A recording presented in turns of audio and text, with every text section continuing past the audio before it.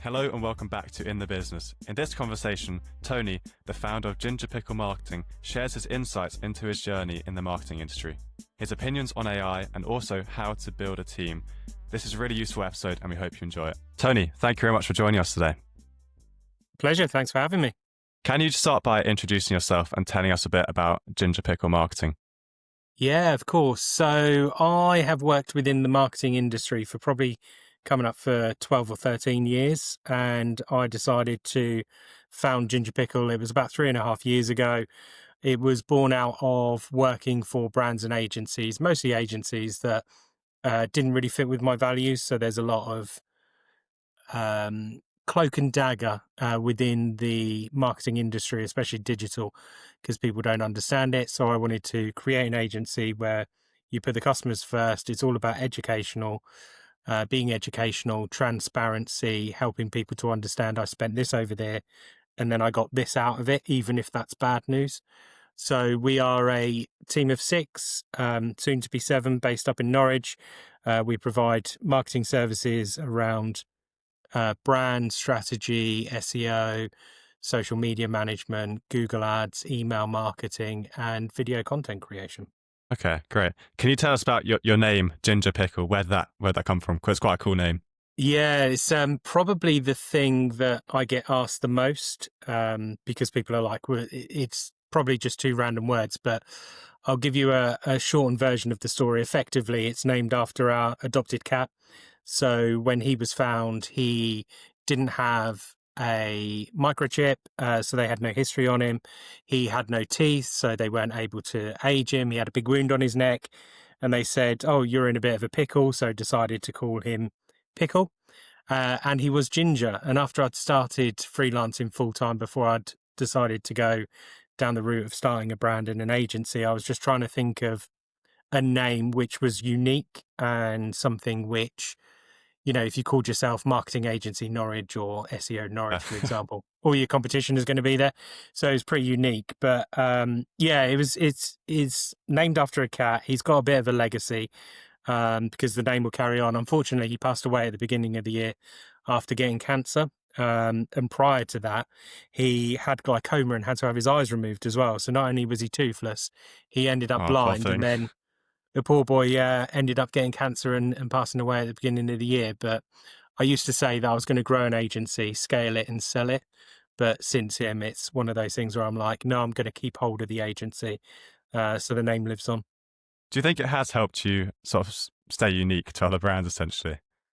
I do think it is. I mean, there's in the marketing industry, especially even in Norwich, there's 3 or 4 other agencies on the same road as us. And so being able to position yourself in a unique way is really difficult.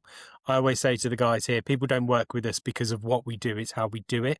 Yeah. And being able to tell stories around how and why we do things is the thing that helps you then to make yourself different from your competition and to help you stand out. And like I said, we get asked all the time, where does the name come from? So it gives us an opportunity to tell that story. People remember you. Yeah. Can you tell us your slogan as well? Because I really like that. Well,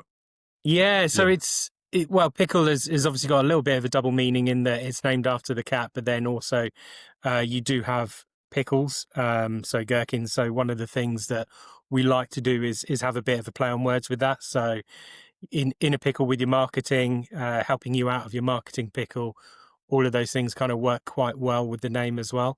Yeah. And I've started to get advertised t-shirts like this. That's amazing. Honestly, I got served it on Instagram and ended up buying 2 different pickle t-shirts from this same place.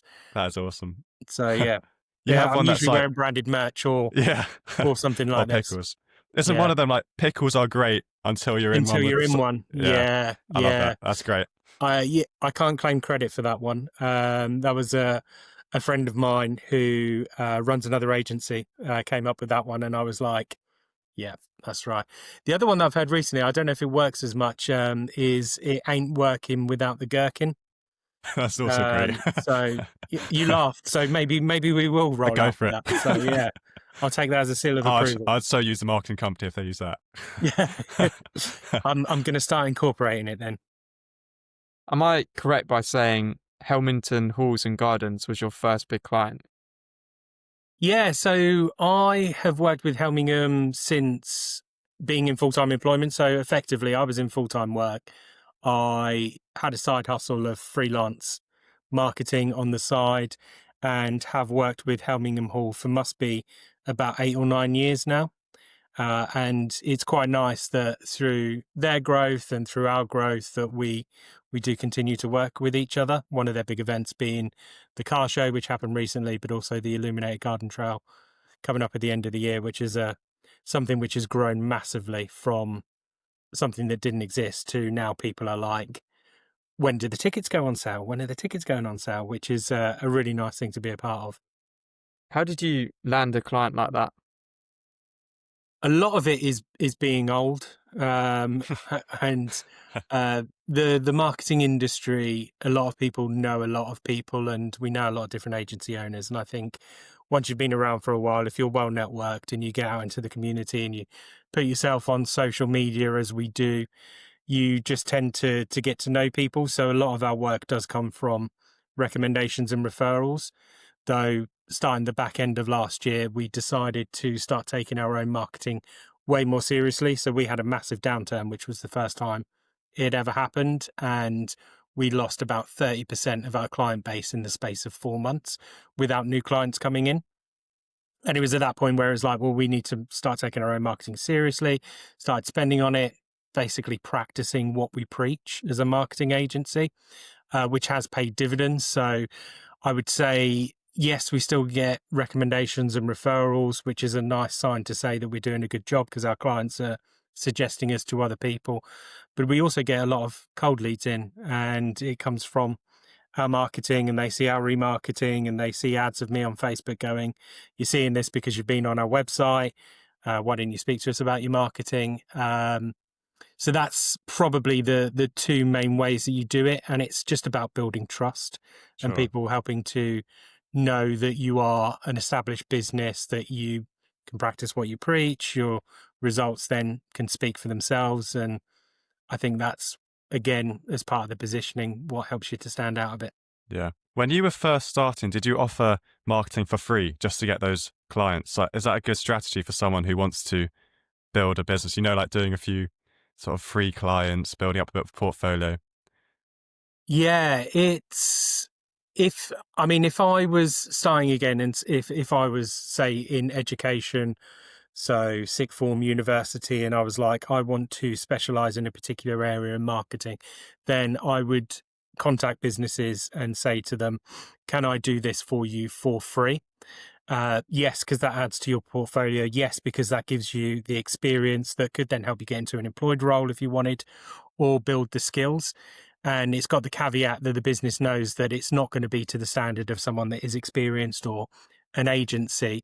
And so their expectation isn't high. But what I'd also do off the back of that is say, I would provide this for a period of time. And then after that period of time, it's going to cost you X per month. Yeah, sure. And then that way you can turn that free client into a retained client. Yeah. But if they don't stay on board, then at least you've got that experience in your portfolio. Sure. From sort of when you first started only having 1 or 2 clients to where you are now, your team is slowly built over that time as well. How do you manage a team that grows? So going from like 1 employee to 6 and then soon to be 7. Like, if I was to start a marketing company now, I've had no idea how to hire someone, build a team like that. But how do you even get started? Yeah, a lot of people don't. And as business owners, I and others will be learning on the job every single day. So there's so many things that happen that I have never experienced before. And you have to learn as you go along. In terms of our growth and the way we've done it is something I'm particularly proud of, because it started from a side hustle in my conservatory. We've never had finance or investment. Everything has grown organically and from us reinvesting into the business. And then you get to the point where you start to need to look at who can do the job. So I read a great book. It's so the guys actually that run Ipswich Town, the American investors, I bumped into them in Isaacs in Ipswich once and said to them, what's the best bit of business advice you've ever had? And they said, it's not a bit of business advice, it's a book. and the book is Who Not How. And one of the things that we tend to do as people, and especially as business owners, we think we need to achieve this goal or we want to do this thing. How do I do it? And it's not about how I do it, it's who I can get to do it. So one of Sure. our first employees was someone that had previously managed marketing teams, because I don't have a clue how to manage marketing teams. So this person coming in means that I can grow a team around them. So they're the who. And then when you start to expand your services and offering and you get to capacity of yourself, you're then looking at, well, who can pick up this work from me? Who can do this? So when we tend to go through a growth spurt, what happens is I start going back into fulfillment and, being on the tools and doing the job until we get it to the point where it justifies another member of staff. And again, that's when we're looking at who can come in and take that work off me. That then gets passed on to that person as part of their job. And then I can start concentrating on the business growth, the business development, the account management, and those side of things. Sure. How did you actually hire that first person? Like, where do you find someone? What what are the legal processes as well? That's what I'd quite like to know. Yes.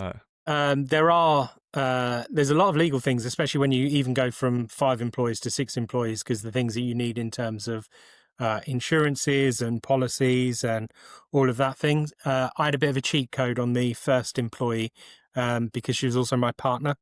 So it made it an extremely high. But we then made a hire soon after that, which was Emma, who came in as a marketing apprentice, still with us now. So been with us for coming up for probably 2.5 years. But yeah, from a legal standpoint, yes, making sure that you've got all the right insurances in place, making sure you've got all the right policies in place. So you need to have policies around working environment, sexual harassment policy, which is just coming in, things around employees' rights, contract of employment, all of those things, which again, when you first start out, you don't know anything about. The good thing is there's lots of places to get these resources. So we're a member of the Norfolk Chamber of Commerce and the Federation of Small Business. Yeah. So they provide a lot of guides and a legal hub, and all of our contract employments and policies all come from those. So, it's written by a solicitor. It's going to be fitting within the law, and then you can use it within your own business. It's a bit of a lifesaver, if I'm honest. Yeah. Yeah. Do you ever feel like the location of Norwich is ever disadvantaged you compared to being in like central London or somewhere a bit more populated? I would say the biggest disadvantage is the amount of competition that we have in Norwich. And there are, like I said, 3 or 4 other agencies on the same street as us. So businesses of Norwich have a lot of options and opportunity to go to our competition. Which, definitely does present a challenge. I don't think I'd ever want to have an agency in London because I don't think there's anything that we couldn't do from a base here in Norwich. And also costs in London for staff and cost of living so much higher. Office So then you need space, to charge so much more. And I would quite happily say that we would compete with a lot of London agencies with the services that we provide, but also be able to provide them in a more cost-effective way. Yeah. Well, you can offer services anywhere, can't you, really, from your Norwich base? So there's not much point actually being in London at all. Yeah, we're not bound by geography. Though a lot of our clients are based in and around East Anglia, we have clients in London. We have clients as far as the southwest in Padstow. So it doesn't stop us. Yeah, sure. So I'd like to know if there are any like early moments where you really doubted the idea and thought, you know what, I can't carry on with this. God, so many times. And I think a lot of business owners and people that work through themselves go through this. And the more I speak to people about it, the more I realize we're kind of all in the same boat. And it's those highs and lows of business. So you go through the good times of winning new clients, expanding the team. And then you have the bad times when you start losing clients or you're overworked and you're not taking time off and you just need a break. And so many times where I've thought, do you know what, this will be so much easier if I just quit, go back to being a freelance, being by myself. I'd probably make more money, I'd have more time. But there's something that stops you from doing it, a sense of pride, wanting the achievement maybe. But I also think by going into being self-employed and starting this business, it's opened so many doors and opportunities and experiences. And it's given me a quality of life that 5 years ago I could only dream of. Yeah, sure. So I want to sort of delve into your LinkedIn post because you post a lot about AI and stuff. And I want to hear your opinion on AI in the marketing world and AI in general. Yeah, so if someone just went onto my LinkedIn post, they'd think that I'm completely anti-AI and hate it. But it's not the case. We use AI in our day-to-day working within the company. We have an AI policy as to what we can and can't use it for. And AI has been part of my working life for a very long time because Google has had it incorporated into things like Google Ads for smart bidding for many, many years. Meta is the same. Google as a search engine first used something called BERT, which was to help it to understand content. So AI plays a very big part in a lot of working worlds, especially in marketing. The biggest problem at the moment is that people don't really understand how it works. And so because of that, the application of it is incorrect. And they think that they can use it for things that it shouldn't be used for, mostly in terms of replacing people. And because of the way it works, it's actually not capable of replacing the person. So people, as an example, will give it a prompt. It will then give an output, but then that person is not qualified to understand if that output is correct or not. And because they think that it is actually intelligent, they think, okay, well, this is going to be correct. It can be trusted. But in reality, it's predictive text. So it's having a look at the words that you've used as part of your prompt and then giving you an output based on what it thinks the most likely response should be. And if it doesn't know, it makes it up and it calls it a hallucination. And so because of that, we then get misinformation that then goes out onto the internet. And then these AI models are then trained on that information, which is already incorrect. So it's causing a big problem. So yeah, I think it's better understanding of the risks and how it works. So then people apply it how it should be. So I'm also going to quote you. I'm going to quote you again. So on your LinkedIn, you said, there is a perception that going viral will change your business and fortunes, but that's very unlikely to be the case. So I want to dive into that because everyone wants to go viral and all these companies are always striving for it. They're trying to get as many views as possible. But why is that actually not something you should go for? Yeah, so we do organic social media management, and pretty much every client that we speak to, they want to go viral and think that this is some kind of golden bullet that is going to absolutely change their fortunes. We'd never posted any content that had gone viral, so I didn't have any kind of data to back this up, but we did have a post recently that did end up hitting like 417,000 views. That's quite viral. Within a couple of days, yeah. So I was like, yes, I finally got some actual data that I can speak to people about. The problem with going viral is the kind of content that you need to produce in order to go viral. So this tends to be something which is based around a trend. So what a business will do is follow that trend. They'll use that trending sound. They'll do that trending thing, which will then get them a lot of engagement and a lot of reach. It could also then pick up followers, which then start following the account. But the problem with that is the people that are engaging with the content, they're not engaging with it because they like the business or like what the business stands for or thinks that the business is an expert in its industry. They're following for that entertainment and they're engaging for that entertainment. So if that business then tries to start posting content which positions them as the expert in their industry, those followers aren't going to engage with it because they're not following for that. They're following to be entertained. Yeah. And a lot of those followers probably aren't customers.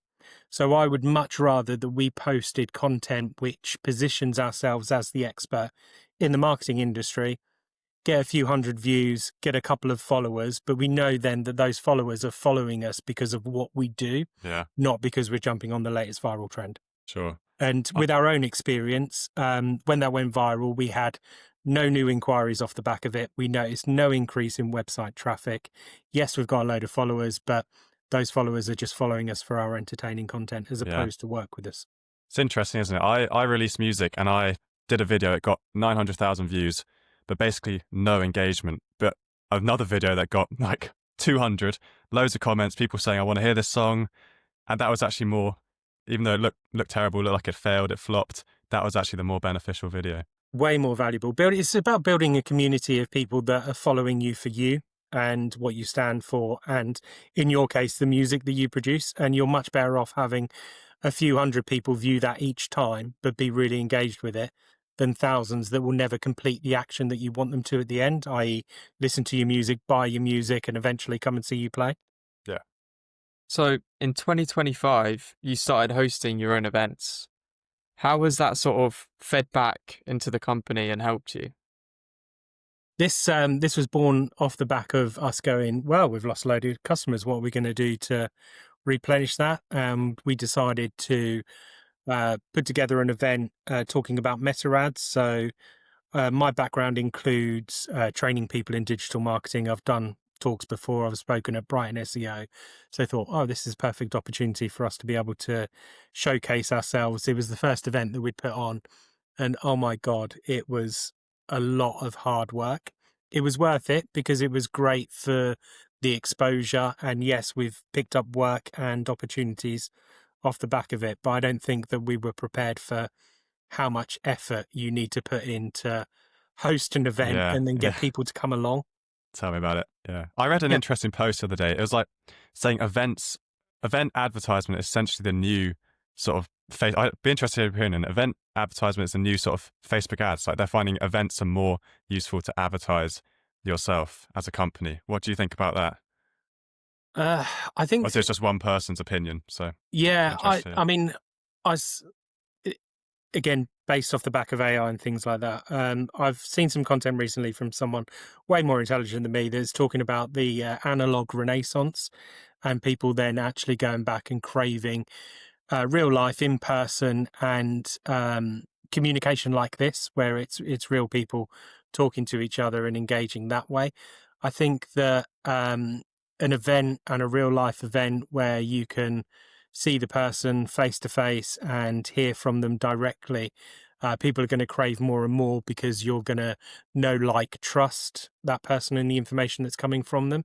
And we are going into a world now where you've got AI influencers that were supposedly at Wimbledon that don't actually exist. And when people find out it's not real, they kind of feel tricked. So, yeah, Yeah. I think there's going to be more and more people craving that real life experience. Yeah. When you first begun, how many services did you offer as a company? It was mostly performance marketing. So I'd categorize that as Google and social ads and SEO. And that was purely off the back of what my experience was. So my first job in marketing was SEO. And it's a subject that I love and find incredibly interesting and love talking about. But when I first did it as a job, I didn't particularly enjoy it and found it a bit boring, which is why I then pivoted into Google ads. And then off the back of that, social ads. I did a bit of organic social media management, but I was terrible at that, absolutely awful. So again, this is around the who's. So Sophie, who joined the business, background in that and being able to grow a good engaged community and social following. So as soon as she came in, it was like, you look after that. And then our So, services have expanded from there. yeah, so when you got your new people in, that's when you expanded out into the other areas that the company also offers. Yeah, so it's a lot about me being able to then offload the work to those people, but then bringing people in with particular skill sets as well, which help to expand our product offerings. So one of the reasons behind hiring Emma as an apprentice is she's a film and moving graphics graduate. And so we always had one eye on producing more and more video content. Reason for that is the part it plays in organic social media management, but also the big part that it plays in social advertising, Google ads, so YouTube, Performance Max, things of that kind. So yeah, I felt like it was a good way to go to then start look to hire those Yeah. skills so we can then offer those services more. Sort of accepting that other people can do things better and have more So, yeah. knowledge in certain areas. I guess Yeah, that's yeah, the moral of the 100%. story. Yeah, I think most business owners, especially business owners that have been successful and grown businesses, recognize that A, you can't do everything, and B, there are people that know way more than what you do. And those are the people that you then want to hire and then let them get on with doing what they do. Sure. Okay. So if you were to start your business again, would there be anything you'd do differently? Yeah. Hire quicker, Oh, really? Okay. fire quicker, and make sure that I was building the brand from the very beginning. So invest in marketing, get the right people around me quicker and not take on so much myself. And when they aren't the right person, don't hold on to them for Fire sentiment. quicker, fire quicker. I love that. Yeah, I know. It sounds harsh, but yeah, you can't, especially when you are a small business and starting out, You got to be you efficient. can't And, carry passengers. No. yeah. Well, I love the content work you guys do. I think it's really, really Thank funny you and very unique. much. So Again, this is one of the things I think the businesses really struggle with is in engaging their staff with the social content and getting them involved in it. But employee generated content for your socials is one of the best things that you can do. And yeah, it kind of started off because I was doing it and being involved in it and being the front person. And then you kind of get people coming in and doing little bits and pieces. And now we're at the point where the team is like, okay, we're going to do this, we're going to do this. And I don't even have to be involved. I imagine it really makes your employees feel like they're part of the sort of bigger mission for the company when they're that involved. And Yeah, and I think they actually really enjoy it now. Once you get over that yeah, initial well, it looks very worrying fun. I have about, to say, yeah, say that again. it looks very fun. The content they're making. Yeah, I think they do have a great time doing it. Like we did a shoot yesterday, and I think people come off the back of it, and it's just like, yeah, it's just been a really enjoyable morning, and they've just had some fun. But yeah, like I said, when people initially think about doing it, I think people are quite worried about what other people will think of them. And once you get over that and don't worry about what other people's perceptions are, then it becomes a lot easier to get involved and enjoy it. Yeah, only got to do it once to get over that fear, really, don't you? Exactly. Yeah. Exactly. Are there any sort of tools and resources for beginner marketers who are looking to start their journey that you'd recommend? Yeah, loads. And there are so many good people out there as well that you can follow on X or LinkedIn that just give out this information for free. I mean, it really does depend on how or what area you want to go and specialize in. But Google provides a lot of great resources around their products. So they've got something called Skillshop. Meta have a similar thing called Blueprint. So you can actually literally go in, use their resources, learn how to use their platforms, learn how to run and set up campaigns. The best experience you'll get is always doing. So like we said at the beginning, offering to do something for free and then paid afterwards is a good way to go. And one of the things that I do and have done throughout my whole career, it's really hard to find time to learn. And so with my own personal social accounts, I follow the people that I know provide information which I'm going to find valuable for my work and my job. And so then because of that, my scrolling time, which ordinarily would have been just wasted doom scrolling, actually then provides me with some really useful information, which helps me to continue to learn. So I'd also say anyone that's like looking to get into any kind of profession or work for themselves, continual learning is the best thing that you can do. And I know there's this whole thing as well around, I work Monday to Friday, 9 till 5:30. When I was employed, yeah, I'd do that. And then in the evenings, I would be learning about digital marketing. And yes, it benefited my employer at the time, but that was the thing that put me in the best position I could be in to work for myself. Looking 5 years into the future, what would success look like for you and also the company? My ultimate goal for success for me and the company, I think, is to build an agency that people want to come and work for because they see us and think that would be an excellent place to work, and that we had customers come to us wanting to work with us because they'd heard that we do excellent work. And I think that's kind of like the ultimate goal for me. So where can listeners follow along your journey and find out more about you guys? Well, if you want to be entertained, then you can follow us on TikTok or They should definitely Instagram. do that because the content is great. I love it. Yeah, so yeah, we're on all the social channels. We only really post to Instagram, LinkedIn, and TikTok. You can find me on LinkedIn as well. So if you want to see my rants about AI, which will probably calm down I in love them. a few months, but yeah, do try and mix in educational as well as fun things, and gingerpicklemarketing.com. Though I do warn you, if you do go to our website, you will fall into our remarketing pot and you will see ads of me telling you that you've visited our website. Oh, that's happened exactly to me. Then I got an advert of you saying, you've visited our website. So it's worked. My mum actually moaned at me because she was like, every time I go onto Facebook, there you are. And I was like, well, don't engage with our content and then you won't see it. So yeah, part of the filming day yesterday was to get some of those ads updated because they've been running for too long. So hopefully it'll be less of my face soon. Tony, thank you so much for talking to us. It's been great. Yeah, absolute pleasure. Thanks for having me. Thanks a lot.